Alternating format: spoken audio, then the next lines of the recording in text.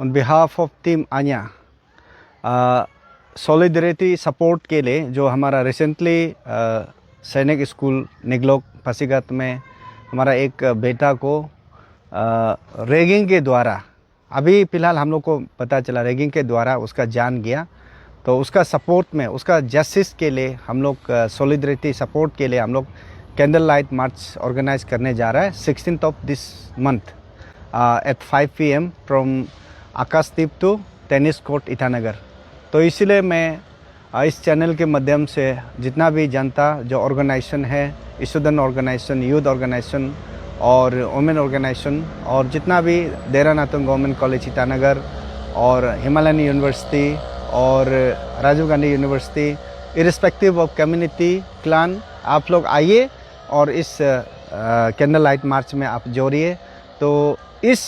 Candle light march को क्यों हम लोग ऑर्गेनाइज कर रहे हैं, हम लोग ये जताने के लिए कि जो बेटा तादू हारू उसमें रिसेंटली रैगिंग के द्वारा मर गया और बहुत सा ऐसा हादसा हुआ है कि रिसेंटली हम लोग को देखने को मिला सोशल मीडिया में कि रेसिडेंशियल स्कूल में रैगिंग का द्वारा या कौन सा रीजन से छोटा छोटा बच्चा जो सुसाइड हो रहा है,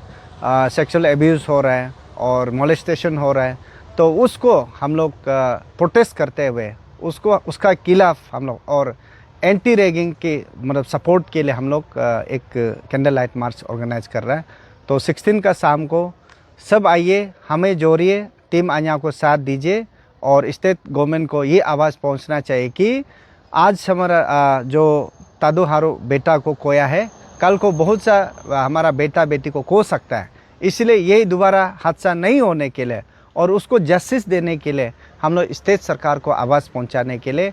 आप लोग जोड़िए, आइए और हमें साथ दीजिए। और ऑन 17 मंडे को हम लोग स्टेट गवर्नमेंट को रिप्रेजेंटेशन भी लिखेगा, जो जितना भी रेसिडेंशियल स्कूल है और जो प्राइवेट और पब्लिक जो जितना स्कूल है उसको हम लोग स्ट्रिक्टली जो गाइडलाइन और एंटी रैगिंग का जो एक्ट है उसको इम्प्लीमेंट करने के लिए हम लोग जोर डालेगा। इसलिए आप लोग से रिक्वेस्ट है, प्लीज़ आइए, हमें साथ दीजिए बोल के मैं अपील करता हूँ।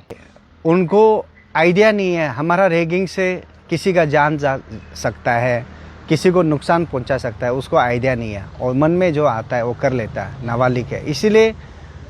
ये अथॉरिटी को पता होना चाहिए, स्कूल अथॉरिटी या हॉस्टल वार्डन वगैरह जितना भी अथॉरिटी को, उसको स्कूल का अथॉरिटी को पता होना चाहिए कि जहाँ में छोटा लड़का का साथ में बड़ा जो सीनियर का साथ में रखने से ज़रूर रैगिंग होता है बोल के, तो उस चीज़ को निगरानी रखना चाहिए, ये नहीं रखा। इसलिए बहुत दुख लगता है रैगिंग के द्वारा अगर किसी का जान जाने से।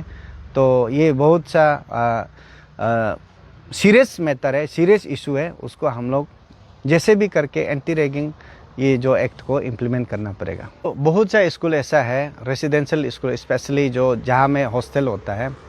उधर में रैगिंग होता है, लेकिन बच्चा लोग उस रैगिंग को बर्दाश्त करके आ जाता है। वो लोग सोचता है कि अगर हम इधर में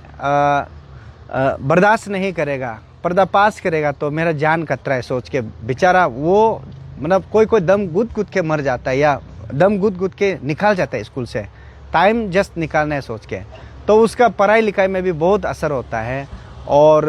कहीं में भी मतलब सोशल जो गैदरिंग में भी थोड़ा सा हेजिटेशन फील आ जाता है। तो इसीलिए ये चीज़ को रेसिडेंशियल स्कूल स्पेशली जहाँ में रेसिडेंशियल स्कूल है ये चेक एंड बैलेंस करना बहुत ज़रूरी है। और एक चीज़ मैं जोड़ना चाहूँगा, हम लोग का रिप्रेजेंटेशन में एक पॉइंट ऐड करेगा, ये हर सरकार हो या जो प्राइवेट स्कूल हो उसमें मोरल साइंस का सब्जेक्ट जैसे भी आप वो जो सब्जेक्ट एक होना ही पड़ेगा। आज मोरल इथिक्स नहीं है, मोरल साइंस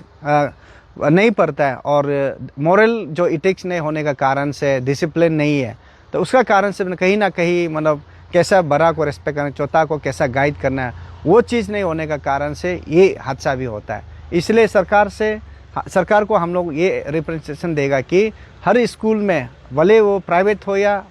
जो सरकार हो उसमें मोरल साइंस सब्जेक्ट भी एक सब्जेक्ट होना है। जैसे पहले हम लोग का ज़माना में होता था, क्लास 8 तक मोरल साइंस पढ़ता था, तो उससे हम लोग को बहुत कुछ सीखने मिला। तो उसमें रैगिंग का कभी नाम ही नहीं होता था। तो अभी देखा तो हर जैसे आपने कहा जो स्पोर्ट्स स्कूल में भी रैगिंग होता है, प्राइवेट स्कूल में, बहुत से स्कूल में बच्चा लोग मतलब छुपा के आ जाता है और मम्मी पापा को नहीं भी बता सकता है। और कोई कोई ऐसा बच्चा, बहुत बच्चा स्ट्रॉन्ग वाला बच्चा बाद में बुद्धू बन के आ जाता है, वो रैगिंग का कारण से, डराने का कारण, धमकाने का कारण। कोई कोई अथॉरिटी, स्कूल अथॉरिटी तिकता नहीं होने वाला, बच्चा को उल्टा एजुकेशन देने का जगह पे उल्टा ख़राब चीज़ या उसको डिमोरलाइज करके वापस भेजता है। इसलिए इस चीज़ के लिए हम लोग पॉइंट रेज करने के लिए ये उसको सपोर्ट करते हुए सरकार को हम लोग रिप्रेजेंटेशन देंगे।